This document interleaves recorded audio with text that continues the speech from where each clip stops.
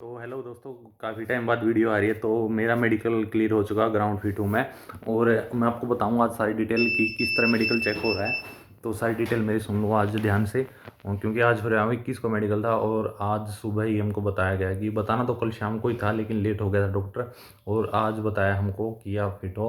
तो मेरे ग्रुप में थे 14 कैंडिडेट, 14 में से हम 4 कैंडिडेट को ही फिट किया है, बाकी को अनफिट की स्लिप दे दी है। और सबको 2 से ऊपर ही पॉइंट मिले हैं, 2 3 सबको पॉइंट मिले हैं। तो किस चीज़ में पॉइंट दे रहे हैं वही बताऊंगा मैं आपको। तो सबसे पहले एक एवरेज ही बता देता हूँ कितने कितने। कुछ डॉक्टर हैं बिल्कुल अच्छे से कर रहे हैं, जिसमें 22 में से आपके 17 18 भी पास हुए हैं कैंडिडेट। और कुछ ऐसे भी हैं जिसमें से 15 16 में से 2 कैंडिडेट ही पास हुए हैं। तो कुछ ऐसे भी डॉक्टर हैं। तो एवरेज आप लेके चलो तो 61% कैंडिडेट को वो अनफिट की स्लिप दे रहे हैं और रीमेडिकल के लिए बुला रहे हैं। अब रीमेडिकल देखो 24 से स्टार्ट है, उसके अंदर बताएंगे कि कैसे होगा, कितने बच्चों को फिट करते हैं, कितने को नहीं। अब कुछ मेन पॉइंट सुन लो, किस किस चीज़ें में बन रहे हैं पॉइंट। नौकरी में पॉइंट बना रहे ज़्यादातर। और बीपी के अंदर बहुत ज़्यादा पॉइंट बन रहे हैं भाई, बीपी और आपकी हार्ट बीट, पल्स और डीएनएस का कुछ डॉक्टर तो चेक कर रहे हैं। कुछ डॉक्टर बिल्कुल बारीकी से चेक कर रहे हैं, कुछ थोड़ा हाँ आराम से कर रहे हैं। मेरा जो चेक हुआ था बिल्कुल टच भी नहीं किया था उन्होंने नाक मेरा, वैसे ही चेक कर दिया था। जिसको एक्सपीरियंस वाला डॉक्टर है ना, वो भी ऐसे ही बता देगा आपको आपका फिट है नहीं फिट है। और डॉक्यूमेंट बिल्कुल ओरिजिनल लेके जाना। सबसे पहले आपकी डॉक्यूमेंटेशन होगी जो फिजिकल के टाइम हुई थी।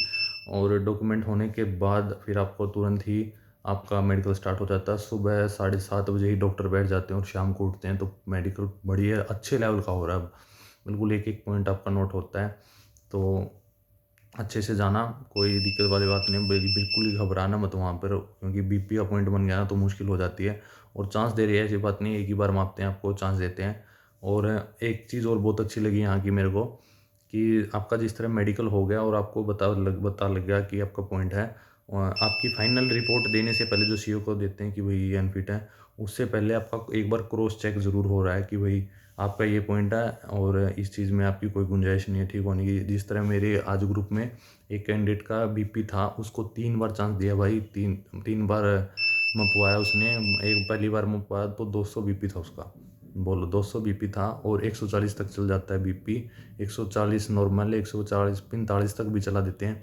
और वेट का, हाँ दोस्तों वेट का मैं एक कैंडिडेट ने पूछा था सर वेट कितना चल जाएगा, कि वहाँ पे डॉक्टर के सामने जब हम बैठे तो एक ने पूछा था कितना चल जाएगा, वो बोल रहा था मैं 1 या 2 किलो, 2 या 3 किलो तक ही रिलैक्सेशन दूंगा, उससे ज़्यादा रिस्क नहीं लेते वो डॉक्टर। और डॉक्टर बिल्कुल भी अपने ऊपर कोई भी रिस्पॉन्सिबिलिटी नहीं लेते कि अपने ऊपर आम बात कुछ बिल्कुल भी नहीं देते। उनको थोड़ा सा भी डाउट लगता ना तो वो फट से पॉइंट लिख देते हैं बिल्कुल। वो बिल्कुल भी रिस्क नहीं लेना चाहते। तो अगर आपका कोई ऑपरेशन वगैरह का निशान है या कुछ है तो वो बिल्कुल भी चांस नहीं लेते और टैटू में बिल्कुल बाहर निकाल रहे हैं। जिसका राइट आर्म पे टैटू हुआ ना तो बिल्कुल उसका पॉइंट दे रहे हैं, वो बोल रहे हैं कि रीमेडिकल में ही चेक करना है, हो चरण करना है इनको। तो वेट वगैरह का मैंने बता दिया। और आई टेस्ट का दोस्तों सभी को एक ही ग्राउंड के बीच में एक लगा रखी पट्टी, एन आपकी आंख बंद करता है और डॉक्टर आपको रैंडमली पूछता, तो याद करने का तो कोई मतलब बनता नहीं है उसको, बिल्कुल भी नहीं होगा याद। और दूसरा हीयरिंग टेस्ट कैसे होता है, हीयरिंग का डॉक्टर आपको दूसरी साइड मुंह कर देगा, आपको 5 6 फीट दूर बोले खड़ा कर देगा और कुछ कुछ वर्ड बोलेगा, काउंटिंग बोलता है, ABCD भी बोल देता है, कोई नाम भी बोल देता है, कुछ भी बोल सकता है वो, उसकी मर्जी डॉक्टर की।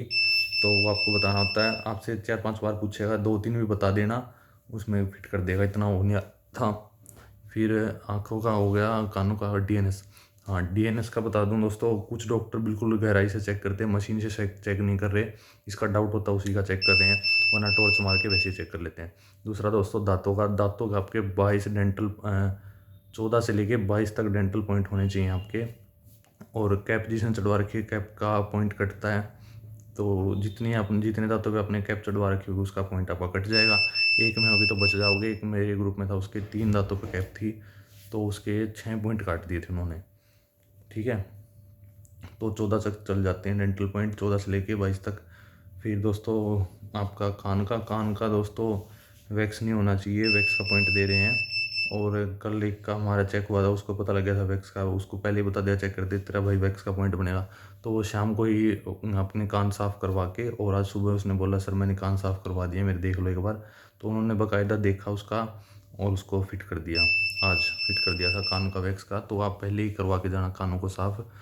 और अब आपका चेस्ट का एक्सरे होगा, हाथों का कैरी एंगल का कैसे होता है, कैरी एंगल स्केल से चेक कर रहे हैं, और जिसका होता है उसको दे रहे हैं पॉइंट, वो तो अलग से पता लगता था कैरी एंगल का। तो बाकी कोई बॉडी पे आपके निशान वगैरह है, चोट वगैरह है, तो उसका भी पॉइंट मिल रहा है। एलर्जी का भी पॉइंट लिख रहे हैं, हमारे वाले डॉक्टर लिख रहा था, एलर्जी का भी लिखा था। कोई निशान बर्थ मार्क है कुछ ज़्यादा बड़ा है तो उसका भी लिख रहे हैं वो।